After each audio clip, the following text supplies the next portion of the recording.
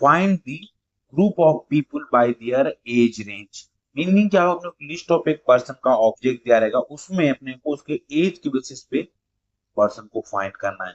Suppose कि जिसकी as less than 20 है उसको हम एज ए टीन एजर में कंसीडर करेंगे, जिसकी एज लेस देन इक्वल 30 उसको यंग रखेंगे, बाकी एडल्ट में कंसीडर करेंगे। कुछ ऐसा अपने को रिक्वायरमेंट है।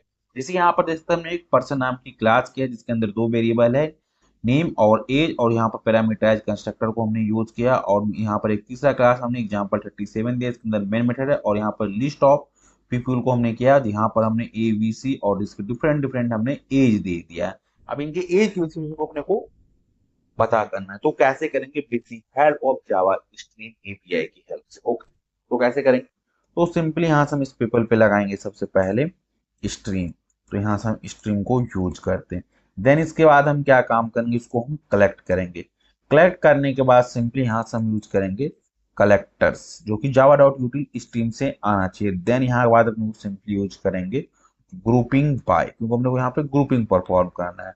और ग्रुपिंग किस पे कराना है, अपने को एज पे कराना है। ओके, तो यहाँ पर पर्सन और यहाँ पर लेमडा एक्सप्रेशन लिखेंगे।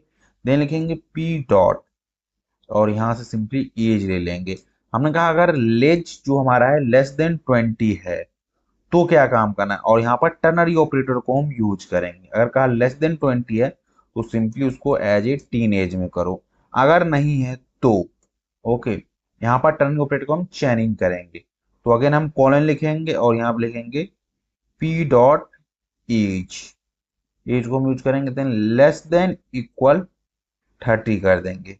अगर लेस देन 30 एज है तो अगेन यहाँ पर हम क्वेश्चन मार्क लेंगे और सिंपली इसके अंदर हम पास कर देंगे as a young, otherwise colon लिखेंगे और सिंपली डबल कोट के अंदर हम लिख देंगे सिंपली एडल्ट को हम यूज करेंगे, दैट्स इट सिंपली। और यहाँ से सेमी कॉलन लगाएंगे, कंट्रोल 1 से एक लोकल वेरिएबल में असाइन कर लेंगे एज ए मैप।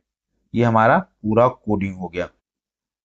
तो यहाँ पर क्या आएगा, map of string and list of person होते हैं। यहाँ पर मान लीजिए एक ही पर्सन एज के, यहाँ पर एक एज बहुत सारा टीन एज पर्सन हो सकता है, और बहुत सारा यंग और बहुत सारा एडल्ट हो सकता है। यहाँ पर लिस्ट ऑफ पर्सन इसके अंदर ये हमारा की रहेगा और उसके अंदर ये वैल्यू रहेगा। ओके, अब सिंपली इस मैप को मैं आपको प्रिंट करके दिखाता हूँ, देन आपको यहाँ पर दिखेगा। देन यहाँ पर हम लिखेंगे system dot out dot print ln, और यहाँ पर डबल कोट को हम यूज करेंगे, और एक हम सिंपली मैसेज को हम यहाँ से पास करते हैं। इससे हमारा रहेगा ग्रुप्ड बाय एज रेंज करके हम यहाँ पर दे देते हैं, एक स्पेस देते हैं, कॉलन लगाते हैं, देन यहाँ से मैप, कंट्रोल एस से सेव करते हैं, राइट क्लिक करते हैं, रन एज जावा प्रोग्राम पर सिंपली हिट करते हैं और वेट करते हैं अपने प्रोग्राम को रन होने के लिए। तो ये ग्रुप बाय एज रेंज, यहाँ पर देखिए यंग के अंदर कितने आए हैं हमारे, केवल और केवल दो, एक एम्प्लॉय आया है। ओके, देन यहाँ पर ये हमारा दूसरा एम्प्लॉय है, और तीन एजर में एक पहला एम्प्लॉय।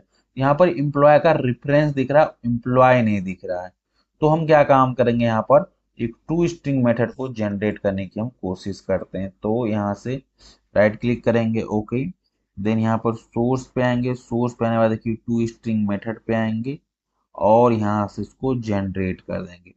तो यहाँ से हो गया। अब इसके अंदर क्या आएगा, पर्सन है उसके नेम और एज अपने को अब दिखेगा इंस्टेंट ऑफ इसके रेफरेंस वेरिएबल को बजाय। ओके, तो अगेन यहाँ से आते हैं, राइट क्लिक करते हैं, रन एज जावा प्रोग्राम पर हम हिट करेंगे और वेट करेंगे अपने डिजायर्ड आउटपुट।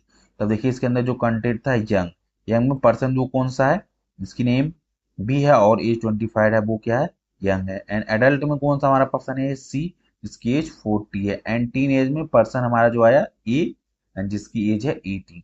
ऐसे करके हम इसको अचीव कर सकते हैं। तो इसीलिए जब भी कभी आपको कोई ग्रुपिंग करना हो किसी चीज की बेसिस पे, तो आप ऐसे कर सकते हैं और वहां पर कंडीशन लिख सकते हैं मल्टीपल।